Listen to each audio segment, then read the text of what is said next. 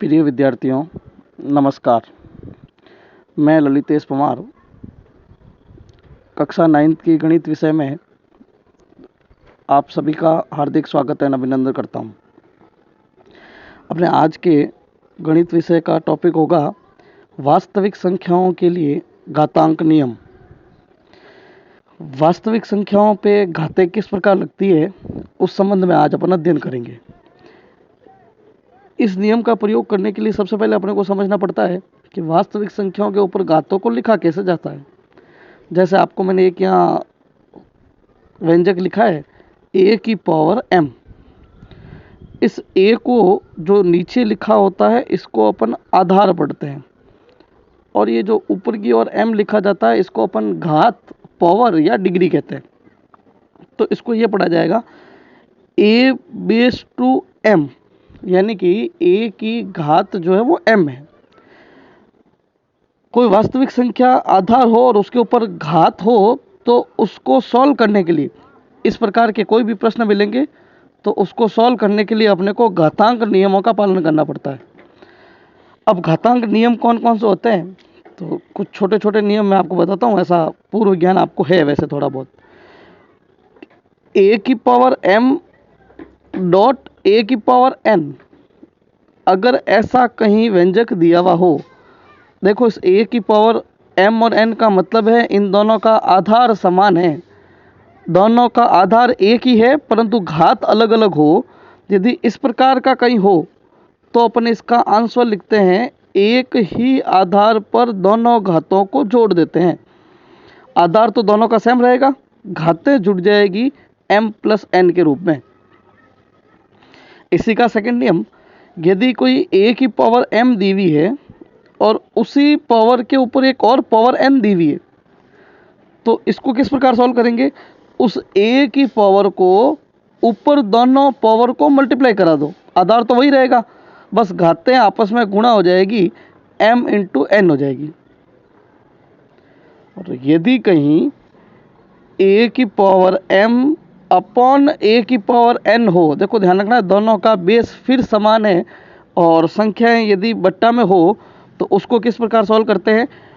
आधार तो वही रहेगा, बस ये जो m है ये n की पावर ऊपर जाती है। और एक चीज़ हमेशा सब जगह ध्यान रखोगे, यदि किसी अंश को हर में और हर को अंश में भेजा जाता है तो उसके घात का चिन्ह बदल जाता है।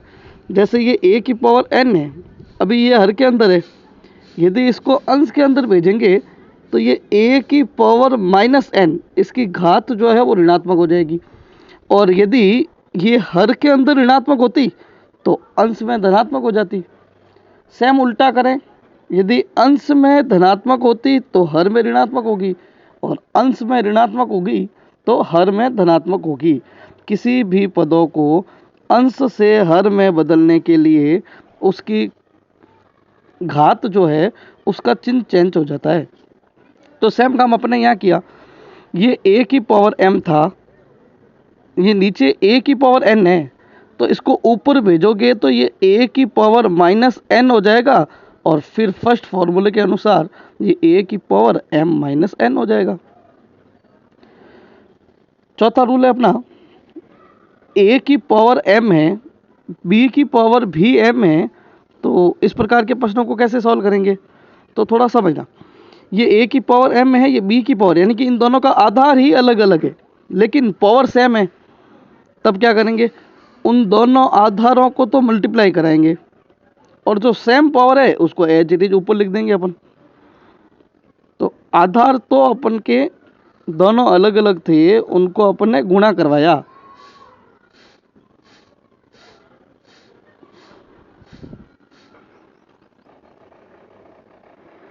इसमें विशेष बात ध्यान रखने की ये चीज़ है कि यहाँ जो है वो दोनों के अंदर आधार अलग अलग थे लेकिन घात समान थी, तो दोनों अलग अलग आधार को मल्टीप्लाई कराया और घात पावर जो थी वो कॉमन लगा दी। यदि किसी भी वास्तविक संख्या की घात 0 हो तो उसका हल हमेशा 1 होता है। कभी भी किसी की पावर 0 होगी तो उसका आंसर 0 नहीं होगा। अक्सर अपन गलती करते हैं कि किसी की भी पावर 0 हो तो अपन उसको आंसर में 0 लिख देते हैं। घातांक नियम में स्पेशली आप ध्यान रखेंगे। अब ये जो अपने 4 नियम पढ़े हैं, इन 4 नियमों को कुछ एग्जाम्पल की तरफ से फॉलो अप करते हैं। जैसा आपको एक क्वेश्चन मिला 17 की पावर 2 डॉट 17 की पावर -5, इसको सरल करना है। तो आप पहले क्या करोगे, चारों नियम में से चेक करो इसके अंदर नियम कौन सा फॉलोअप हो रहा है। तब पता चला कि फर्स्ट नियम a की पावर m डॉट a की पावर n क्या होता था, a की पावर m प्लस n। तो देखो इसके अंदर दोनों का आधार समान है, घातें अलग अलग है, इसका मतलब नियम क्रमांक फर्स्ट लगेगा। अब इसकी फर्स्ट से तुलना करते हैं तो a आपके पास 17 मिलेगा, m जो है वो 2 मिल रहा है, n जो है वो -5 मिल रहा है। तो फॉर्मूला क्या कहता था, a की पावर m प्लस n। तो उसी को फॉलोअप किया, a की जगह a, पावर में m plus n, plus minus minus, 5 में से 2 गए तो 17 की पावर -3। जब -3 को आप नीचे भेजोगे तो 1/17 की पावर 3, क्योंकि आपको बताया था ये अंश के अंदर है। यदि अंश को हर में ट्रांसफर करोगे तो उसके घातांक का चिन्ह बदल जाएगा। a की पावर -n है तो इसको अपॉन में भेजोगे तो ये 1/a की पावर n बन जाएगा। नेक्स्ट एग्जाम्पल, सेकेंड एग्जाम्पल है अपने पास 5 की पावर 2 और इसके ऊपर होल पावर है -7। अब इसका मान ज्ञात करना है। तो थोड़ा सा अपन फिर दिमाग लगाते हैं कि अपने फॉर्मूले पढ़े थे उसके अंदर a की पावर m, उसकी पावर फिर n थी। तो अपन ने इन दोनों पावर को मल्टीप्लाई किया था तो a की पावर mn लिखा था। सेम फॉर्मूले को यहाँ यूज लो, तब देखो पता चलता है कि ये 5 की पावर 2 इंटू -7 है, और ये दोनों को मल्टीप्लाई कराओगे तो प्लस माइनस माइनस, और 7 दूनी 14, तो 5 की पावर -14 आ जाएगा। अब यदि इस 14 को नीचे भेजोगे आप तो 1 ये 5 की पावर -14 था, इसको नीचे भेजोगे तो 1/5 की पावर +14 आ जाएगी। क्योंकि आपको अभी ये गुणधर्म बताया था कि a की पावर -n इजिकल टू होता है 1/a की पावर n। किसी भी अंश व हर को चेंज करते समय उसकी पावर का साइन चेंज हो जाता है। चलो एक एग्जांपल और समझते हैं। 7 की पावर 1/5 अपॉन 7 की पावर 1/3 का मान ज्ञात कीजिए। तो अपने का सब ये दोनों के आधार तो सेम है लेकिन घाते अलग अलग है। तो फिर फॉर्मूला याद करो, एक फॉर्मूला था a की पावर m अपॉन a की power n is equal to a की पावर m माइनस n। तो इसको यहाँ अप्लाई करते हैं, तब ये आ जाएगा a की पावर m। अब देखो इसको ऊपर भेजोगे तो ये 1/3 प्लस का है, ऊपर जाएगा तो 1/3 किसका हो जाएगा, माइनस का। तो ये अपने फिर लगा दिया, ये ऊपर गया तो माइनस का 1/3। फिर देखो एक फॉर्मूला और काम कर गया अपने पास कि साहब a की पावर m और a की पावर n थी, तब अपने लिखा था उसको a की पावर m प्लस n। ये जब ऊपर गई तो माइनस की 1/3 आई, और जब ऐड करोगे तो 7 की पावर 1/4 माइनस 1/3। अब देखो यहाँ समस्या हो गई, यदि अपॉन में संख्या है तो इसका एलसीएम आएगा 15। 5 का भाग 15 में 3 बार, 3 का 3, 3 का भाग 15 में 5 बार, 5 को 1 से किया तो 5। तो इसका आंसर बन जाएगा 7 की पावर माइनस का 2/15। फिर एक एग्जांपल देखिए, 13 की पावर 1/5, 17 की पावर 1/5 को इसको सरल करना है। तो अपने पास एक फॉर्मूला और था a की पावर m डॉट b की पावर m, जिसमें आधार अलग अलग है लेकिन घातांक सेम है। तब अपन ने उसको कैसे किया था कि भाई आधार दोनों को गुणा कर दो तो a डॉट b हो जाएगा, और पावर में इसके सेम आ जाएगा m। तुलना करो, a आपके पास 13 है, b आपके पास 17 है, और पावर के अंदर 1/5 है। तो गुणा कराया इसको तो ये 221 की पावर 1/5 आ गया। फिर चलते हैं पांचवें एग्जाम्पल में, 5 की पावर 2 डॉट 25 की पावर -1। अब इसको सरल करना है। तो देखो पहले अपन ने थोड़ा सा दिमाग लगाया कि 5 की पावर 2 तो ठीक है, लेकिन क्या अपन 25 को 5 की घात 2 लिख सकते हैं? तो मैंने 25 की जगह 5 की घात 2 लिखा, ऊपर -1 का -1 है ये। फिर इसको मल्टीप्लाई कराओ तो ये 5 की घात 2 है, ये 5 की घात देखो a की पावर m इंटू n, तो a की पावर mn होती है, तो ये अपने a की पावर mn किया तो ये -2 आ गया। फिर अपने को पता चला कि a की पावर m और a की पावर n हो तो a की पावर m प्लस n लगाते हैं, तो 5 की घात 2 और ये 5 की घात -2 थी, तो दोनों को जैसे ही अपन ने इस फॉर्मूले का योग किया तो ये a की पावर m प्लस n, तो 2 में से 2 चला गया, तो ये तो 5 की पावर 0 आ गया। और अपन ने एक फॉर्मूला पढ़ा था कि a की पावर कहीं भी 0 हो तो उसका आंसर 1 होता था, ये a की पावर 0 थी तो इसका आंसर अपन ने 1 लिख दिया। कुछ 5-7 एग्जाम्पल लेके मैंने आपको इन पांचों गुणधर्म को समझाने की कोशिश की है।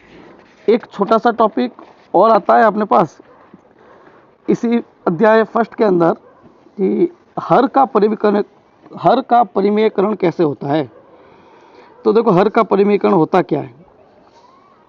कोई भी आपको अपॉन में एक संख्या दी जाती है और आपको कहता है कि इसका हर का परिमेयकरण कीजिए।